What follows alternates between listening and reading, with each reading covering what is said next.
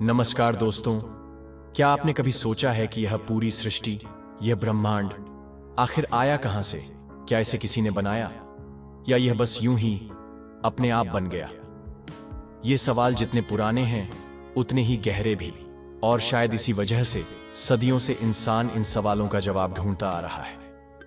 कई धर्म कहते हैं कि एक सर्वशक्तिमान ईश्वर ने इस सृष्टि की रचना की। विज्ञान कहता है बिग बैंग थ्योरी, रासायनिक और भौतिक प्रक्रियाएं। लेकिन आज हम बात करेंगे गौतम बुद्ध की दृष्टि से एक ऐसी समझ जो न केवल सृष्टि की रचना को उजागर करती है बल्कि हमारे दुखों की जड़ को भी दिखाती है। पाली साहित्य में बुद्ध के अनुसार सृष्टि किसी भगवान द्वारा नहीं बनाई गई, बल्कि यह एक अनंत चक्रीय प्रक्रिया है जो बार बार बनती है, बिगड़ती है और फिर से बनती है। त्रिपिटक के सूत्रों जैसे दीघ निकाय, महानिदान सूत्र में इसका सुंदर वर्णन है। यह ब्रह्मांड एक लहर की तरह है जो उठता है, फैलता है और फिर सिमट जाता है।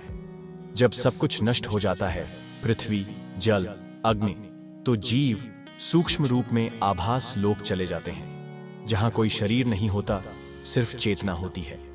और फिर समय के साथ जब बादल बनते हैं, पृथ्वी तैयार होती है, तो ये चेतनाएं वापस आने लगती हैं, पहले बिना शरीर के, फिर धीरे धीरे स्वाद की इच्छा के साथ वे भौतिक शरीर में ढल जाती हैं। और यहीं से शुरू होता है मोह, लोभ, ईर्ष्या और समाज। शुरुआत में सभी शांति से रहते थे, लेकिन जब किसी के पास ज्यादा था और किसी के पास कम, तो आई ईर्ष्या और फिर संघर्ष। फिर एक व्यक्ति को चुना गया, न्याय करने वाला, मार्ग दिखाने वाला, और यहीं से वर्गों का निर्माण हुआ, समाज का गठन हुआ। कई बार लोगों ने बुद्ध से पूछा, क्या यह सृष्टि ईश्वर ने बनाई है?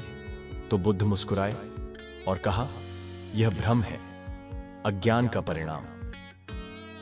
महानिदान सूत्र में उल्लेख है कि जब नया ब्रह्मांड बनता है तो एक ब्रह्मा देवता पहले जन्म लेता है।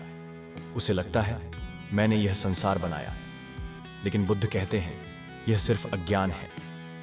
बुद्ध ने समझाया, प्रतीत समुत्पाद से, यानी हर चीज किसी अन्य चीज पर निर्भर है। कोई एक शुरुआत नहीं है, कोई एक रचयिता नहीं, यह एक निरंतर चलने वाली प्रक्रिया है। अविद्या से इच्छा, इच्छा से कर्म, कर्म से चेतना, चेतना से नाम रूप, फिर इंद्रियां, अनुभव, लालसा और अंत में जन्म, बुढ़ापा, मृत्यु और फिर वही चक्र।